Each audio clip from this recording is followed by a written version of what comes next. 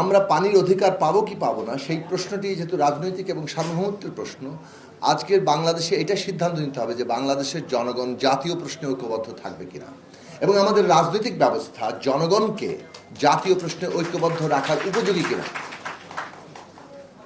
এটাকে মধ্যে একটা রেটরিক স্লোগান নয় যে জাতীয় প্রশ্নে আমাদের ঐক্যবদ্ধ থাকতে হবে, এমন একটা রাজনৈতিক ব্যবস্থা থাকা দরকার যেটা জাতীয় প্রশ্নে জনগণকে ঐক্যবদ্ধ রাখতে পারে।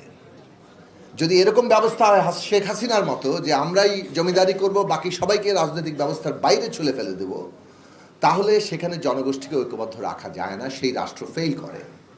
এটা প্রমাণিত হয়ে গেছে এবং আমাদের অভ্যুত্থান আমাদেরকে সেই অবস্থা থেকে মুক্তি দিয়েছে যে আমরা একটা নতুন রাজনৈতিক ব্যবস্থা গড়ার আমরা সন্ধিক্ষণে কিংবা একটা প্রক্রিয়ার মধ্যে আছি, যেখানে আমরা আমাদের নানান বিরোধ, মতপার্থক্য, প্রতিদ্বন্দ্বিতা, প্রতিযোগিতা, এমনকি মাঝে মাঝে সংঘাত, সব কিছু সত্ত্বেও একটা অভিন্ন রাজনৈতিক ব্যবস্থার মধ্যে থাকতে পারবো, সেখানেই আমরা মীমাংসা করতে পারবো।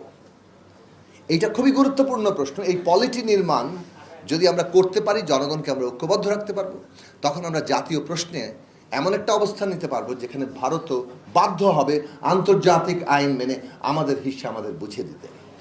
পানির প্রবাহ যদি ঠিক না থাকে তাহলে নদীগুলো মরে যাবে।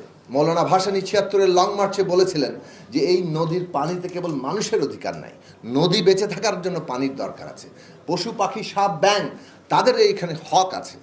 এই যে হকের প্রশ্ন, প্রকৃতির প্রশ্নটি এখন কেবলমাত্র প্রকৃতির প্রেম তো নয়, প্রকৃতির সুরক্ষারও প্রশ্ন না।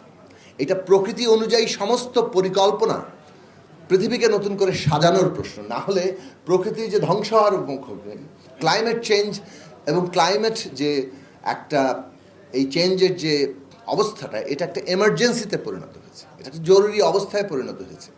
এই জরুরি অবস্থাটা দুনিয়াব্যাপী এই আগ্রাসী ধনতন্ত্র, আগ্রাসী সমস্ত কিছু দখলি যে অর্থনীতি, এই দখলি অর্থনীতি থেকে আমাদেরকে যদি মুক্ত আমরা করতে না পারি বিশ্বব্যাপী, তাহলে হয়তো আমরা কোথায় যে দাঁড়াবো আমরা জানি না, কিন্তু অন্তত আমরা আমাদের ভূমিকা রাখতে পারছি কিনা। আন্তর্জাতিক পরিসরে আমাদের ভূমিকা এই দখলবাজদের থেকে পৃথিবীকে রক্ষা করা, প্রকৃতিকে রক্ষা করা, আমাদের দেশের জায়গাতেও আমরা যেন সেটা রক্ষা করতে পারি।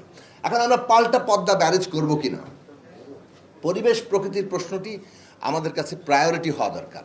এগেইন সুরক্ষার জায়গা থেকে না, প্রকৃতি অনুযায়ী পরিকল্পনা নেওয়ার জায়গা থেকে। এই পার্থক্যটা দৃষ্টিভঙ্গিগত, কেননা জগৎ অ্যানথ্রোপোসেন্ট্রিক, মানুষ কেন্দ্রিক। জগৎ হওয়া দরকার প্রকৃতি কেন্দ্রিক, আমরা প্রকৃতির অংশ। এবং আমরা যে আজকে বিপ্লবের কথা বলি, আমাদের এইটাই বিশ্বাস যে বিপ্লব মানে হচ্ছে মানুষে মানুষের সম্পর্কের বদল, মানুষ এবং প্রকৃতির সম্পর্কের বদল। যদি সত্যিকার অর্থে ন্যূনতম কোনো পরিবর্তনের জায়গা আমরা চিন্তা করি, তাহলে এই পরিবর্তনের জায়গাটা আমাদের এজেন্ডার মধ্যে, কর্মসূচির মধ্যে আনতে হবে। পদ্মা ব্যারেজের পুরো প্রশ্নটি আমরা করব কিনা, এইটা একটা পরিবেশগত এবং প্রকৃতিগত প্রশ্ন। এই প্রশ্নে এক্সপার্টিসরা কথা বলবেন, আমরা আরও গবেষণা করব। যদি এটা বাংলাদেশ এবং পরিবেশগতভাবে এই জায়গা থেকে আমরা উপকৃত হই, ডেফিনেটলি আমাদের এইটা রাজনৈতিক এজেন্ডা এবং ভবিষ্যতের সরকারের একটা গুরুত্বপূর্ণ অর্থনৈতিক রাজনৈতিক প্রকল্পে পরিণত হওয়া দরকার।